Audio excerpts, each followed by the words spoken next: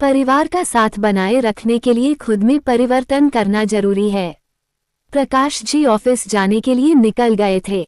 विमला जी सोफे पर बैठकर चाय पी रही थी। तभी उनके फोन की घंटी बजी। उनकी बहन कहने लगी कि मेरी बहू 2 घंटे के लिए मायके आई है, उसके बाद वह 2 घंटे मेरे पास भी रहने के लिए आएगी। तुझे फुर्सत हो तो तू भी चली आ और बहू से मिल लेना। उनके पति तो ऑफिस जाने के लिए निकल गए थे, तो वह अपने बेटे समय से कहने लगी, सुन बेटा, आज तू ऑफिस हाफ डे के बाद चले जाना। जरा मौसी के घर लेकर चल मुझे। दोपहर में मुझे फिर से घर छोड़कर तू ऑफिस जाने के लिए निकल जाना। समय कहने लगा, माँ ऑफिस में मुझे जरूरी काम है। तो वो कहने लगी कि जब से तेरी शादी हुई है तब से तू बदल गया है, मेरे लिए तो कुछ करता ही नहीं है। माँ नाराज हो गई थी, तो समय कहने लगा, ठीक है माँ, मैं तुम्हें ले चलता हूँ, तुम तैयार हो जाओ। इस बात पर वह खिल गई और जल्दी से तैयार होने के लिए चली गई। किमी किचन में लंच की तैयारी कर रही थी। वो सोचने लगी कि हर बात में ये ताना देना जरूरी है क्या कि पत्नी के आने के बाद ही समय बदल गया है। खैर उसने कुछ नहीं कहा। उसकी सास रसोई में आकर कह गई कि मेरा लंच मत बनाना तुम, मैं तो दीदी के यहाँ से ही खा कर आऊंगी। वो दोनों वहाँ से निकल गए। थोड़ी देर के बाद दरवाजे की घंटी बजी। किमी ने दरवाजा खोला तो सामने उसकी 8-10 सहेलियां खड़ी थी। सबको एक साथ देखकर किमी हैरान रह गई और कहने लगी, अरे तुम लोग यहाँ कैसे? उसकी एक सहेली कहने लगी, हमने तो तुझे पहले ही कहा था कि हम तेरे ससुराल में एक दिन तेरी शादी की पार्टी लेने के लिए आएंगे। इतना बढ़िया घर मिला है तुझे, तो पार्टी तो बनती है। किमी उन लोगों को भीतर ले आई और तुरंत ही फोन पर उसने नाश्ते का ऑर्डर दे दिया। साथ में उसने किचन में जाकर भी कुछ तैयारी कर ली थी। देर तक खाना पीना चलता रहा। उसकी सहेलियां हंसी मजाक करती रही। 1 घंटे के बाद वह लोग चली गई थी, तो किमी किचन समेटने लगी।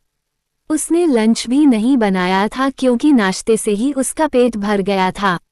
थोड़ी देर के बाद फिर से दरवाजे की घंटी बजी। उसने जाकर दरवाजा खोला तो उसकी सास गुस्से से तमकते हुए रसोई में आई और कहने लगी कि घर पर कौन आया था? मुझे पड़ोसन ने फोन करके बताया था कि घर में खूब हो हल्ला हो रहा है।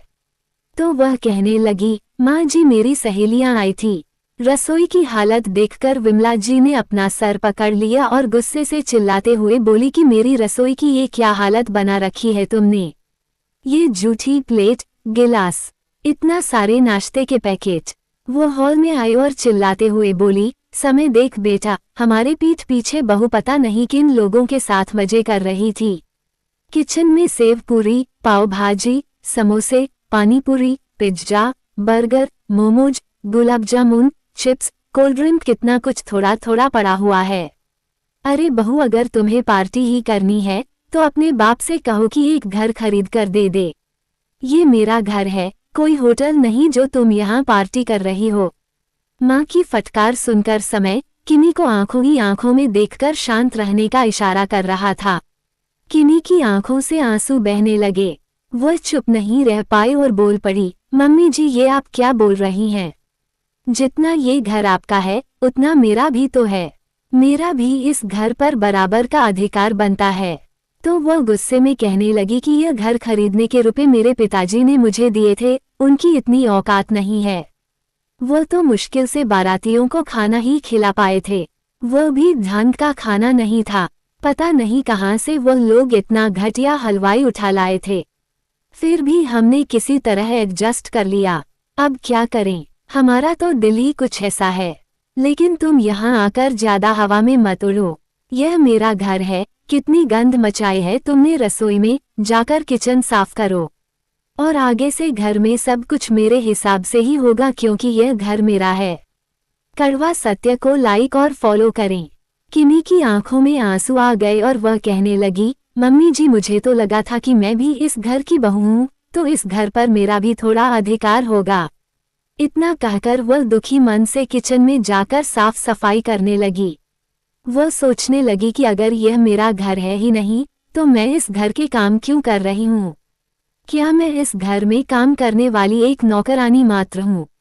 क्या मैं अपने सुख और दुख को इस घर में खुलकर जी भी नहीं सकती? उसकी आंखों से आंसू टपक रहे थे। तभी उसके ससुर प्रकाश जी ने रसोई में प्रवेश किया और उसके माथे पर हाथ फेरते हुए बोले, रो मत बहू, मैं हूं ना, मैं सब ठीक कर दूंगा। वह हैरानी से पीछे पलटी और कहने लगी, पापा जी आप? तो वो कहने लगे, हाँ बेटा, मैं कमरे में ही था और मैंने सब सुन लिया है। मुझे नहीं पता था कि मेरी पत्नी में इस घर को लेकर इतना अहंकार है कि वह अपनी बहू को भी यह सब सुना देगी। बात दरअसल यह है कि जब ये घर बन रहा था तो कुछ रुपए कम पड़ गए थे। उस समय मेरे ससुर जी ने मदद कर दी थी। बाद में मैंने उन्हें वह रुपए लौटाने चाहे तो उन्होंने ये कहकर इनकार कर दिया कि आप लोग भी तो मेरे अपने ही हो। मैंने बहुत कोशिश की कि वह रुपए उन्हें दे दूं, लेकिन उन्होंने कसम दे दी कि आप ये रुपए लौटाने के बारे में मत सोचो, उस घर में मेरा भी आशीर्वाद रहेगा। तो मैंने भी उनकी बात मान ली।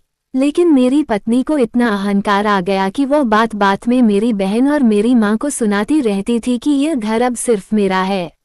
मेरी माँ तो उसके ताने सुनते सुनते स्वर्ग सिधार गई और बहन ने मायके आना छोड़ दिया। लेकिन आज वह तुम्हारे साथ भी इतना गंदा व्यवहार कर रही है, जबकि कल को बुढ़ापे में तुम लोग ही हमारे बुढ़ापे का सहारा हो।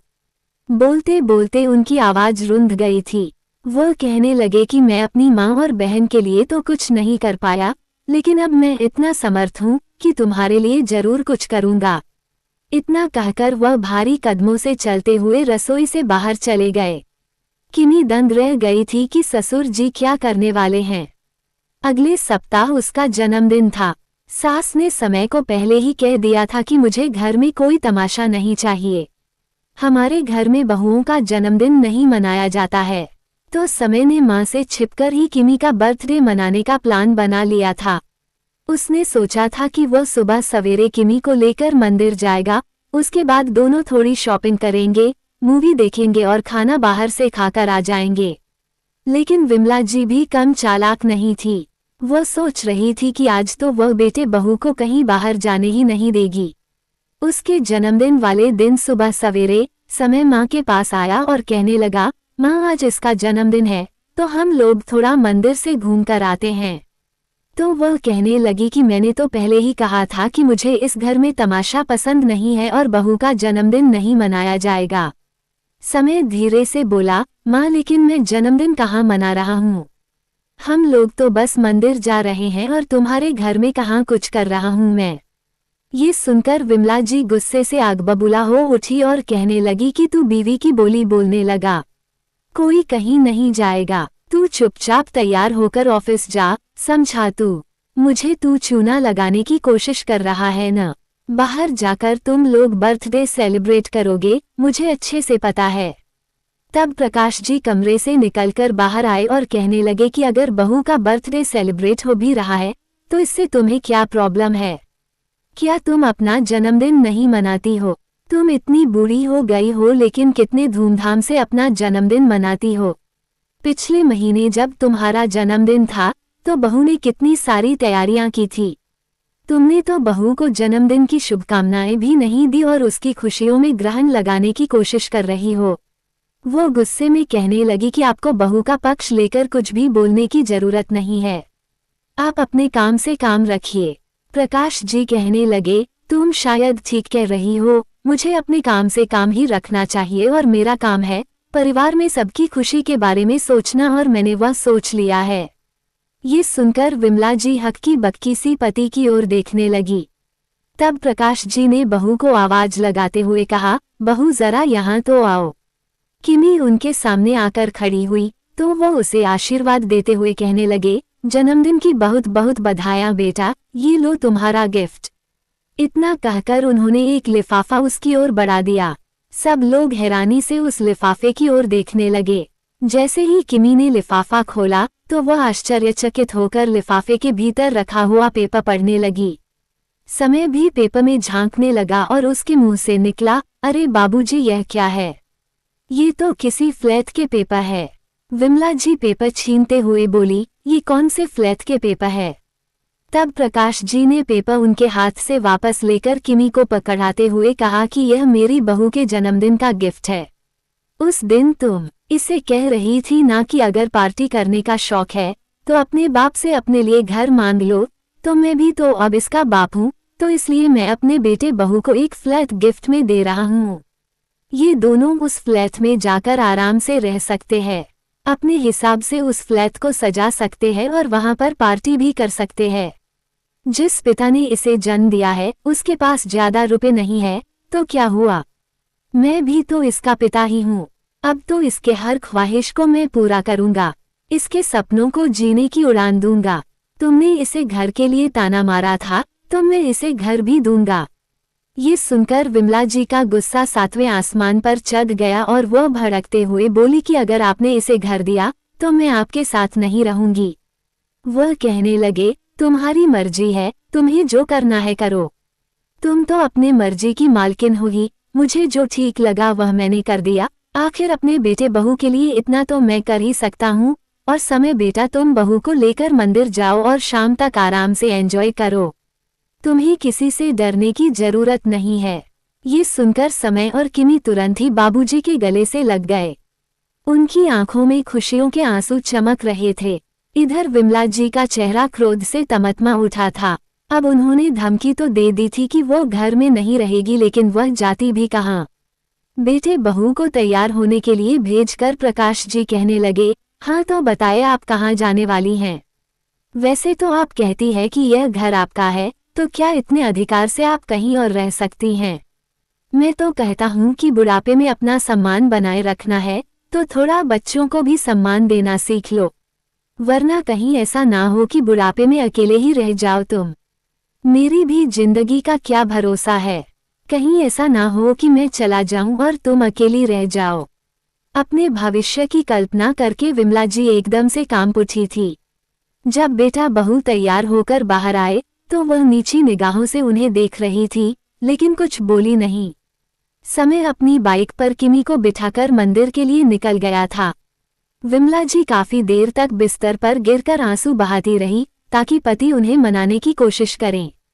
लेकिन आज प्रकाश जी ने भी सोच लिया था कि वो पत्नी का कोई नखरा नहीं उठाएंगे। अब दोपहर होने को आई थी और विमला जी को भूख लगने लगी थी, तो वह गुस्से में मुंह बनाते हुए कहने लगी कि बेटे बहू को तो घूमने फिरने की आज़ादी दे दी, लेकिन पत्नी यहाँ सुबह से भूखी पड़ी है, उसके बारे में तो सोचा ही नहीं आपने। वह कहने लगे कि तुमने मुझे कहा कि तुम्हें भूख लगी है, रुको मैं अभी कुछ करता हूँ। वह थोड़ी देर तक सोचने के बाद बोले कि बेटा बहू घूम ही रहे हैं, चलो तुम भी तैयार हो जाओ, तुम्हें बाहर लंच पर लेकर चलता हूँ मैं। ये सुनकर वह स्तब्ध होकर उनकी ओर देखने लगी और कहने लगी कि आप बाहर का खाएंगे। तो वह कहने लगे कि मैं नहीं खा सकता, लेकिन तुम तो खा सकती हो। तो वह कहने लगी और आप क्या खाएंगे। तो वह कहने लगे कि मैं अपने लिए खिचड़ी बना लेता हूँ। विमला जी अपने आंसू पोंछते हुए बोली कि नहीं खिचड़ी नहीं खाएंगे आप, रुकिए, मैं घर पर ही कुछ अच्छा सा बना देती हूँ। पत्नी के व्यवहार में इस परिवर्तन को देखकर वह हैरान थे और कहने लगे कि आज तुम रसोई में जाने की बात कैसे कर रही हो। वैसे तो बहू कभी बीमार पड़ जाती थी तो खाना बाहर से ही आता था। वह कहने लगी कि आज आपने मुझे डरा जो दिया है, अगर आपको कुछ हो गया तो मैं किसके सहारे जीऊंगी। मैं इतनी भी बुरी नहीं हूँ कि पति को कुछ हो जाए फिर भी खुश रह सकूं। इतना कहकर वह अपने पति से लिपट गई। तो वह कहने लगे लेकिन आप तो मुझे छोड़कर जाने की बात कर रही थी। वह कहने लगी कि इतनी आसानी से छोड़कर थोड़ी ना जाऊंगी मैं।